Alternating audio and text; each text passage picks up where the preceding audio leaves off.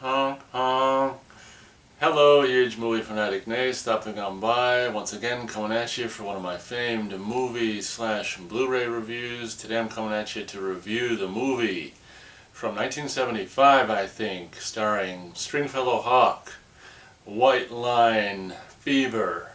And the whole reason I'm reviewing this movie, and then of course reviewing the Blu-ray that I saw it for the very first time and own it on, this Mill Creek Payback Time triple feature Blu-ray, which features Blind Fury, Silent Rage, and White Line Fever. It does in fact say 1975. These are all three Columbia Pictures movies. And at the end of White Line Fever, at the end of the end credits, it says Columbia Television. I don't know if this was made for TV or not. It doesn't really seem like a made for TV movie, but so that's kind of confusing. Maybe some of you can clue me in whether this was made for TV or in the theater or whatever. So I hadn't ever seen this movie before, and I just saw it for the first time when I watched the Blu-ray, and I guess I wasn't that blown away. This is a PG movie, so you're not going to have any boobies or anything like that, or the all-important swear words or whatever. It does feature the guy, what's his name, Jan Michael Vincent, his girlfriend slash wife. Do they get married? I think so. In the movie is pretty hot, like pretty cute face and stuff like that. But so basically the story of this movie, it's like a trucker movie. So for I would imagine, well, I don't know if truckers are trucker enthusiasts. They probably don't want to think about their job. I was going to say maybe truckers would like a movie like this, but at the same time maybe when they're not driving a truck, they don't want to even think about their job. So who knows? But this is a trucker movie.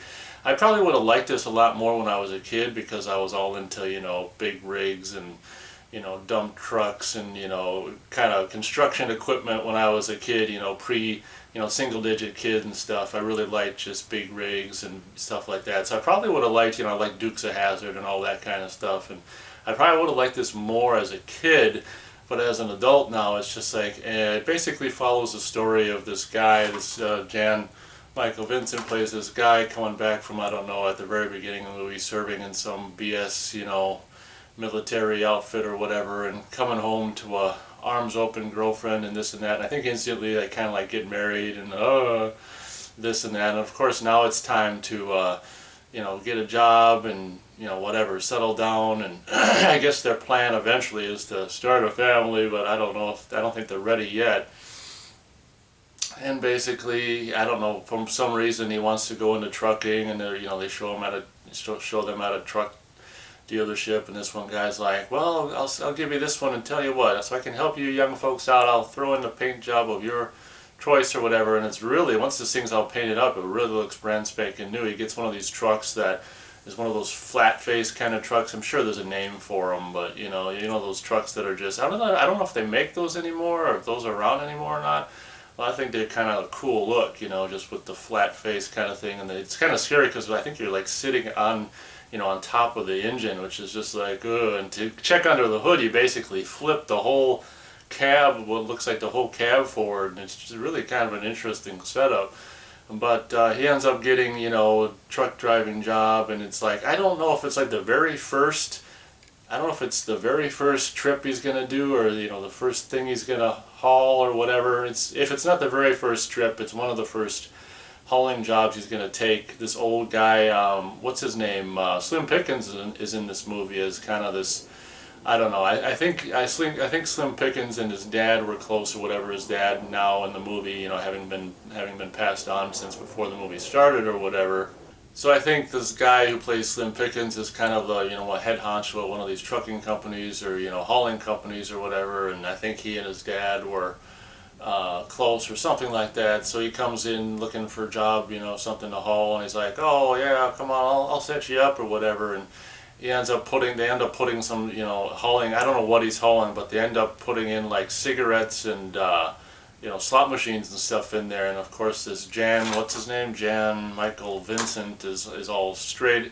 He's straight and narrow or whatever. He's on the level. He's not going to, basically that's illegal or something like that to ship without permission or some crap. They don't really go into it, but it's not like if he gets caught hauling this tobacco and the slot machines without the proper whatever, you know, I don't know what the hell you need to actually haul this stuff, but, you know, he's probably not licensed to haul this crap is what it boils down to. So Slim Pickens, kind of the head honcho at this hauling company or whatever, wants him to just take the main load and then sneak in some cigarettes and slot machines, and of course being on the level and straight and narrow and stuff. I can't remember that name, Jan Michael Vincent character, does he have a name? Oh, Carol Joe Hummer, yeah, I hate that name, so we're going to call him Jan Michael Vincent. Yeah, I forgot how much I don't like his character's name. So he's like, you know what, unload all this stuff, I'm not going to do it. So basically, you know, obviously they kind of just expected him, just like so many other people, probably just to go along with it and just, you know, hope that he doesn't get caught and just play the game or whatever. And he doesn't. And incidentally, this is what pretty much everyone should do. And if everyone did what this character did in this movie, you know, the world would be a much better place, and the assholes that control the world wouldn't be able to, you know, just have it so effed up the way it is. But, you know, the guy, if he's so straight and narrow, he shouldn't have been serving in the military. So that's kind of a complaint I'd have against this character. But that's another topic, another video that probably will never be made by me. So basically, after he refuses to haul this contraband, if you will, basically this is when stuff starts happening. You know, the next time he's driving around or something like that, I don't know if he's driving home or driving somewhere else later on, he gets pulled over by this cop, and the cop was giving him a hard time. And basically, you know, and this is kind of realistic, I mean, you know, the cops just work for the big corporations and the evil people in this movie, and it's just like, well, because this Jan Michael Vincent character wouldn't play ball, you know, basically the cops and the, you know, the higher ups and the people that, you know, run the town or run the company or, you know, run the trucking outfit or whatever are going to give this guy a hard time. That's basically what the movie is, and it's actually really depressing, to be honest, and not really a movie that, you know, a lot of people, you know, I would admit, you know, I would imagine, you know, a lot of people would say they like movies because they can escape reality and kind of, you know, just go into a fantasy world or whatever, depending on what you're watching. Well, this movie is like the exact opposite. This movie makes you just think of, you know, just kind of just jams the hardships of everyday real world life down your throat, and it's just like, well, I don't want to watch a movie about, you know, the stuff that can and does happen out in the world to people, and, you know, just wrongfully targeted for just doing the right thing. And just like, so I found this movie to be like probably one of the most depressing PG-rated movies I've ever seen, to be honest, because, you know, I'd say within the first, you know, 30 minutes is when all this stuff starts going down. So the last like hour of the movie is just him and his family's hardships with just being targeted and just, you know, all this bullcrap by this corporation and this trucking company. There's this company in this movie, you know, this building by the name of Glass House, which is appeared to just, I don't know if they run everything in this town or run whatever.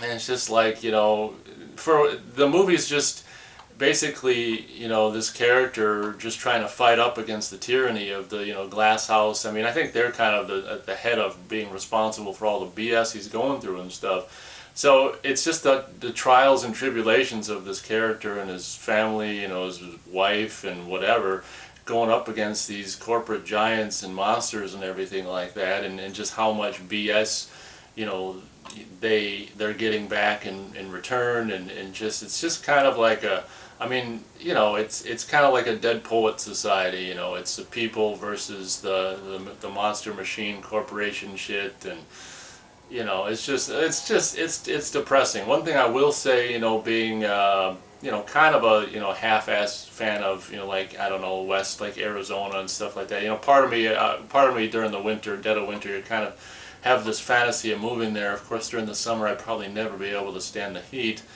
But you know, in a perfect world, one would go to Arizona in the winter and, you know, come back here and, you know, in the summer or whatever. But what I'm saying is this movie was filmed in Arizona, and it's a lot of pretty, you know, Arizona desert scenery and all this kind of stuff. So, you know, and if you are a trucker enthusiast, maybe you don't drive a truck, but maybe you're a fan of, you know, 70s rigs and all this kind of stuff. It is fun for that stuff. There's this really cool kind of a chase where, a semi chase where, he's pulling a trailer and there's this other rig without a trailer chasing him, and he goes up on the, with the rifle up on the trailer and shoots this, other rigs chasing him, like engine out and all this stuff. So, I mean, it's not, the movie's not a complete loss. Like, that scene happened before the movie really started to get depressing. Maybe that happened maybe halfway or 30 minutes into the movie or something. And after that, it's just like, you kind of get sick of the hardships and the trials and tribulations that they're going through. And at the very end of the movie, we find out that it's like, oh, the wife's pregnant, they meant to have a family, but they didn't want to start a family this soon, until, I don't know, they're more financially secure or whatever, and find out wife's pregnant, and, she wants to keep it from them because if husband finds out, then he's going to want to keep it, and they're in no financial, position to keep it, and it's just such a as I said, it's probably the most depressing PG-rated movie I've ever seen. It's really depressing. On top of that, she ends up, because of these bullies that come into the house and, punch her. I don't know if they punch her in the stomach or punch them both in the stomach, set the house on fire. She ends up losing the baby, and which, I don't know, that's probably, I don't want to sound like a sicko, but it's probably better off for all involved. I mean, the baby doesn't have to live out. That's what I don't understand, and particularly, well, in real life and also movies like this, where, this couple's hardships are so horrible, and yet they want to have kids. Like, doesn't it occur to them that their kids are just going to have the same or worse hardships than they've got? Like, why would you want to bring life into the world and just give them, like, here's some hardship? I mean, you're not gonna, it's not, working class family, it's not gonna be a bed of roses or whatever. I never understood that. I can't understand that in reality. And then I'm watching a movie like this, a young couple trying to get financially ahead, or, something, or just break even, and it's like talk of a family later on, and it's like, oh my gosh. So, I mean, that's the last straw towards the very end of the movie, where, once the baby's lost and she's actually unable to, the doctor says she's going to be unable to have kids in the future. That was the last straw.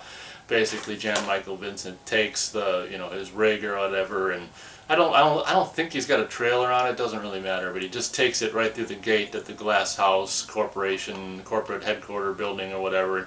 And goes. It's kind of stupid in a way, because he doesn't really do anything, because all he does is just slam his rig through this GL sign, this big, I don't know if it's supposed to be made out of glass, this big fancy GL sign that's probably a ways in front of the actual building or whatever. But the shot, I will say, the shot of him, like, going through the gate, and the moments leading up to him going, and in the moment of him going through in slow motion, this big GL sign with the rig, and it's just like they jumping off this thing. I totally would have loved this as a kid, and just, well, I love it now, I guess, but I would have loved it probably even more as I love it. We'll just say I love it.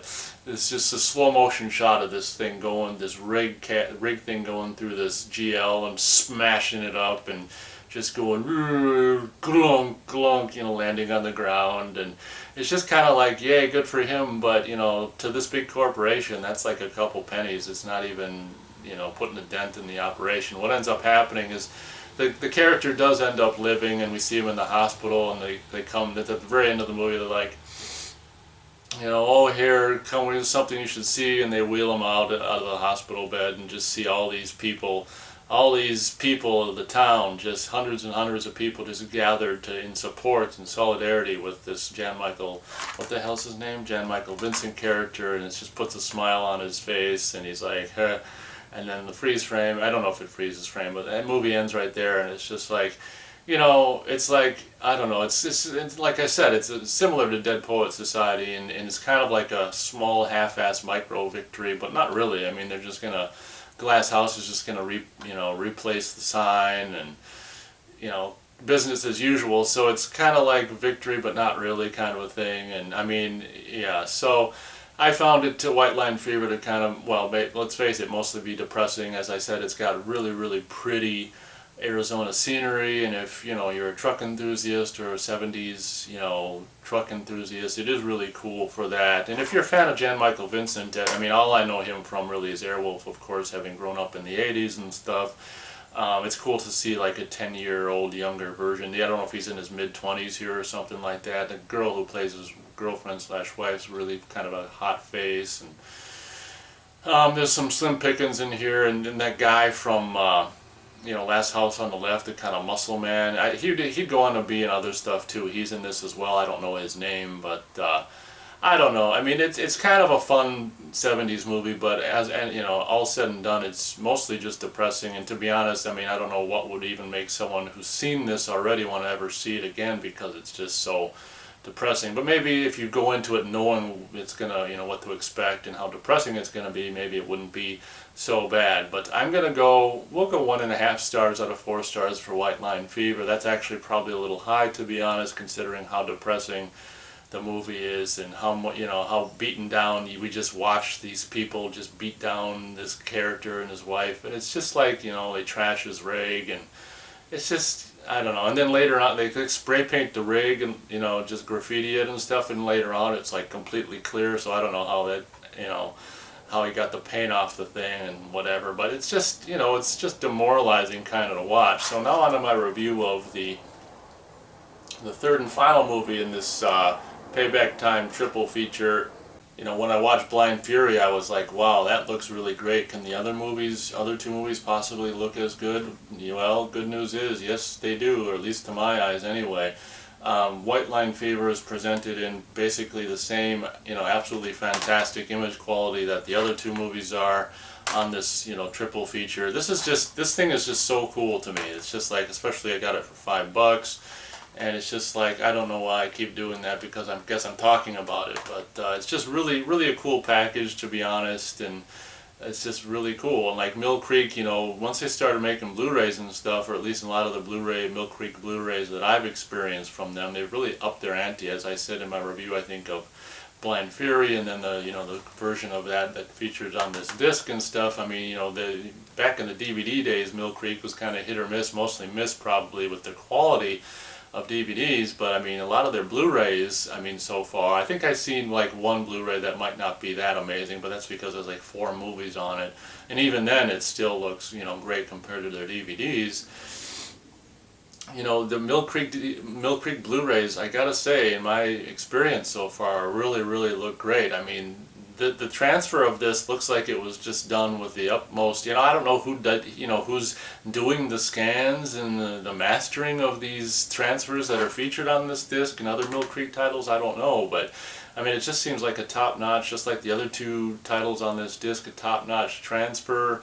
In particular, from a mid-70s movie, it just looks absolutely fantastic. There's a lot, there's a lot of the healthy film grain and stuff, the sharpness, the clarity, just all around, I mean, this movie just looks all around great. And one thing I don't think I mentioned is all 3 of these movies are the one, well, I'll just call 185, they're saying 178 on here, is pretty much the same thing, which of course just fill up pretty much exactly your 16:9 TV or whatever, but I can't really praise the quality of these movies on this disc high enough. I think just like with the Silent Rage, I imagine this was a mono movie, but I didn't, just like with the other 2 movies on here, I didn't notice any negative, audio anomalies, nothing but just like great, great, great all across the board, all 3 movies in both visual and sound departments. I mean, if you can find this like I did for $5, I'd highly, highly, highly recommend this disc. It's a kind of a fun time, and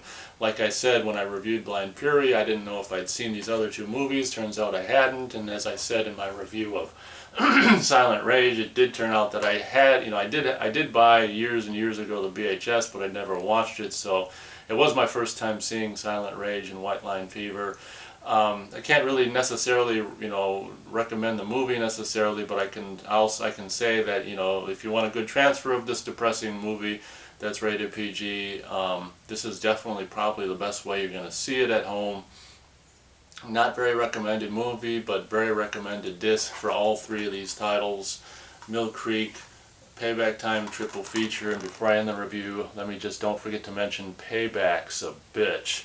So thank you very much for watching my review of White Line Fever and this triple feature Blu-ray collection thing. One thing I will say before I end the review is I was looking on like forums, maybe blue-ray.com, and some guy saying, I don't know if I want to buy that. White Line Fever sounds like a cocaine drug movie. And it's just like, he thought White Line Fever meant like sniffing cocaine and stuff, when in fact I think it's more about the white line in the road. But we know where his mind is. It's a PG movie from '75. I don't think it's going to be about sniffing cocaine. But that was just kind of funny. Like, oh my gosh, it's white lines on the road. Anyway, thank you very much for watching this review, and as always, we'll catch you on the next one.